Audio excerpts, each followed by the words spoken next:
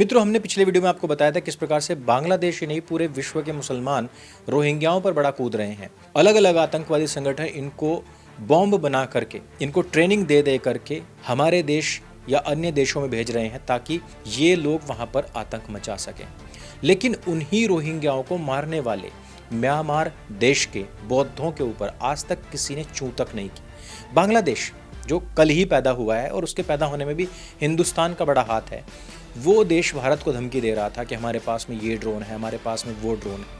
लेकिन म्यांमार एक छोटा सा देश जहां पर 2009 के बाद से भी तक कोई सरकार नहीं आई, जिसके अलग अलग क्षेत्रों पर वहां की जो स्थानीय आर्मीज बनी हुई हैं उनका कब्जा है, उन्होंने भागते हुए रोहिंग्याओं को ड्रोन से मारा था। अब आप सोच सकते हैं कि जिस रखाइन प्रदेश और जिसका जिक्र मैंने अपनी किताब ढाई मोर्चे के चक्रव्यूह में किया है, और इस वीडियो के अंत में आप इस किताब को यदि पढ़ते हैं तो 1 लाख रुपए तक का प्राइस भी जीत सकते हैं, उसकी मैं लास्ट में जाकर के घोषणा करने वाला हूं आज इस वीडियो में। तो जिस देश में कोई सरकार नहीं है, कोई आर्मी नहीं है, जिसके पास में कोई एमिनिशंस नहीं थे, उन लोगों ने भी इन लोगों को पहचान लिया और वहाँ के साधु संत समाज के लोग कह रहे हैं कि हम किसी पागल कुत्ते भेड़े के साथ में नहीं रह सकते।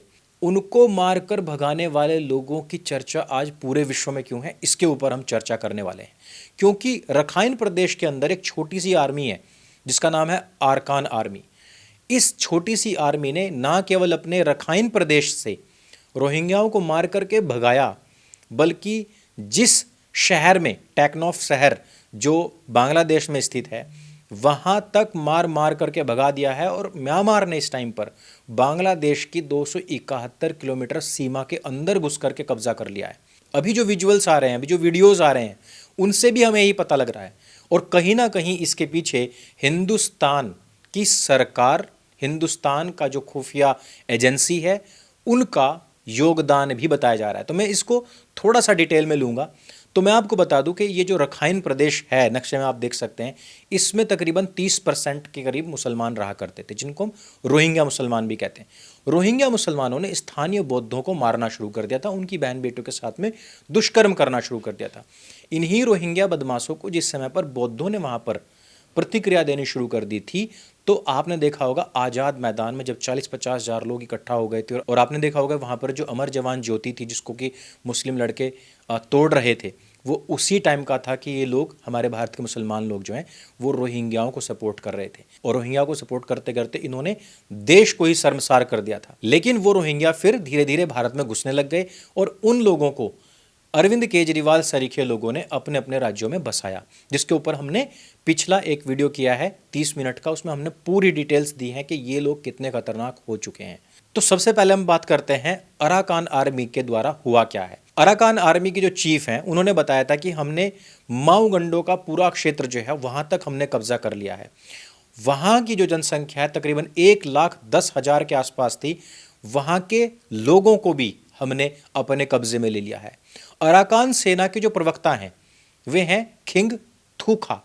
इन्होंने सोमवार को बताया कि हमने रात संडे में ही वहां के अखबारों में, वहां की मैगजीन्स में, सब जगह पर निकलवा दिया है कि माउगंडो की जो अंतिम सैन्य चौकी बची हुई थी उस पर भी हमने कब्जा कर लिया है। अब कब्जा तो कर लिया है, लेकिन इन्होंने ये भी बता दिया कि हमारा अगला टारगेट क्या है। तो अब पता करते हैं इनका अगला टारगेट क्या है। वैसे जितनी भी जांच अभी तक चल रही है उसमें माउगंडो की जो फिलहाल की स्थिति है उसके बारे में बहुत ज़्यादा पुष्टि नहीं की जा सकती, क्योंकि उस पूरे क्षेत्र के अंदर जितने मोबाइल टावर थे, जितना भी कनेक्शंस था, वो सारा का सारा काट दिया गया है। म्यांमार की सैन्य सरकार ने तुरंत अभी कोई टिप्पणी स्पष्ट तौर पर नहीं की है। म्यांमार के दूसरे सबसे बड़े शहर मांडले से लेकर के 400 किलोमीटर दूर दक्षिण पश्चिम में स्थित माउगंडो जून से अराकान सेना के हमले का लक्ष्य रहा है। इस समूह ने इस साल की शुरुआत में ही बांग्लादेश की सीमा पर स्थित 2 अन्य शहर, एक का नाम था पलेतवा और दूसरे का नाम था बुधीदांग, इन पर पहले ही कब्जा कर लिया था। नवंबर 2023 से अराकान सेना ने रखाइन के 17 टाउनशिप में से 11 पर पूर्ण नियंत्रण कर लिया था। साथ ही इन्होंने जो पड़ोसी चीन राज्य है, चीन मत समझना, चीन, इसकी टाउनशिप पर भी इन्होंने कब्जा कर लिया था। इसी सैनिक समूह ने शुक्रवार को टेलीग्राम मैसेजिंग ऐप पर एक पोस्ट भी किया था।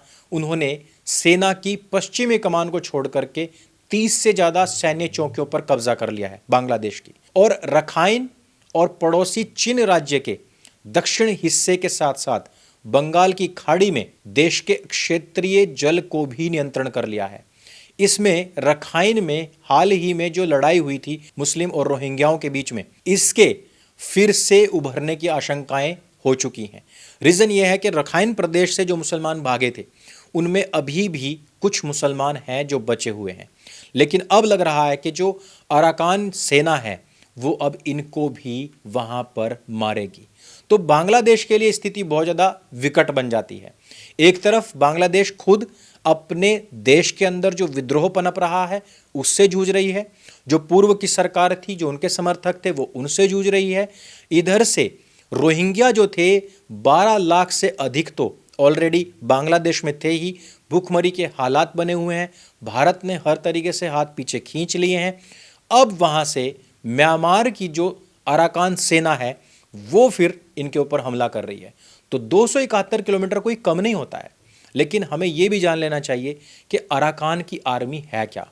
अराकान की जो आर्मी है उसने रखाइन राज्य में बौद्ध रखाइन जातीय समूह की एक सैन्य शाखा बनाई हुई है, जहां वे बहुसंख्यक हैं और म्यांमार की केंद्रीय सरकार से खुद का शासन चाहते हैं कि भाई हमें शासन मिलना चाहिए। रोहिंग्या असल में कई पीढ़ियों से म्यांमार में रह रहे थे, लेकिन देश के जो बौद्ध बहुसंख्यक हैं उनमें काफ़ी सारे लोगों को यहाँ के अल्पसंख्यक रोहिंग्याओं ने मारना पीटना शुरू कर दिया था। उनकी बहन बेटियों के साथ में अत्याचार दुष्कर्म करना, और फिर ये जो बेचारे बौद्ध जो होते हैं ना, जो असली बौद्ध होते हैं, नीले वाले बौद्ध नहीं बल्कि भगवा वाले जो बौद्ध होते हैं, ये बहुत शांत लोग होते हैं, तो इनको मारते थे, पीटते थे। इनकी जो मोनास्ट्री हुआ करती थी उसके ऊपर हमले कर दिया करते थे। वो बहुत दिनों तक उन्होंने सहन किया, लेकिन अंत तो गत्वा उन्होंने कहा कि अब हम इसका बदला लेंगे। तो उन्होंने ये आर्मी पैदा की थी। उनकी तरह नहीं है कि जिस तरीके से आपको लगेगा कि यहाँ जय भीम जय बौद्ध कहने वाले चंद्रशेखर रावण कहते हैं कि मुसलमानों को कोई टस से मस नहीं कर सकता, मस्जिद थी, मस्जिद है, मस्जिद रहेगी, वैसा कुछ नहीं है। रखाइन प्रदेश में पूरा समतलीकरण कर दिया गया है। अब हम समझते हैं कि अराकान आर्मी ऐसा बांग्लादेश में क्यों कर रही है। तो बहुत सारे लोगों का मानना है कि इसलिए कर रहे हैं ताकि भारत खुश हो सके और जो कलादान प्रोजेक्ट है उसको जल्दी से जल्दी कंप्लीट किया जा सके। रीजन ये कि ये पूरा का पूरा जो प्रोजेक्ट है वो रखाइन प्रदेश से ही एंटर करता है।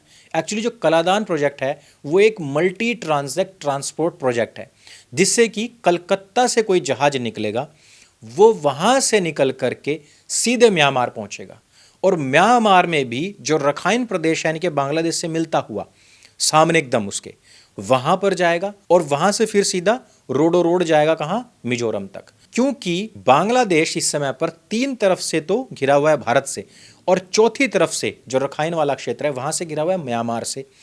म्यांमार तक हमारे देश से कुछ भी खाद्य रसद सीधे पहुंचाने के लिए हमें पहले बांग्लादेश से होकर जाना पड़ता था, लेकिन ये जो नया प्रोजेक्ट चल रहा है इसमें हम सीधे म्यांमार पहुंच सकते हैं और वहां से हम सीधे मिजोरम तक सामान पहुंचा सकते हैं, ताकि हमारा काफ़ी सारा ट्रांसपोर्टेशन भी बच जाए।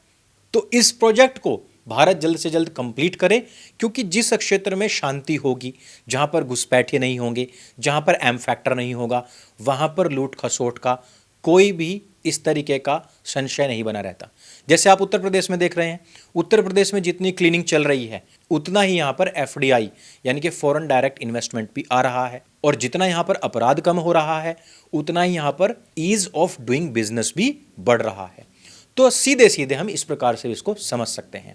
बांग्लादेश की इस कमर तोड़ाई पर आपका क्या विचार है वो हमें अवश्य बताएं। और अब बात करते हैं प्राइस की। तो ये जो किताब है ढाई मोर्चे का चक्रव्यूह, इसके ऊपर आपको 1 से 1.5 मिनट का वीडियो बनाना है। मोबाइल को आपने ऐसे लगाना है अपने सामने, और इसमें आपको बताना है कि किताब में क्या चीज है, क्या आपको सबसे अच्छी लगी। तो जिस वीडियो को हम सबसे बेहतर पाएंगे उसको फर्स्ट प्राइज मिलेगा, और इसी प्रकार से काफ़ी सारे प्राइज हैं। फर्स्ट प्राइज 11,000 रुपये का है, उससे नीचे फिर 8,100, फिर 7,100, फिर इस तरीके से कम करते करते इसमें सैकड़ों लोगों को प्राइज तो मिलने वाला है।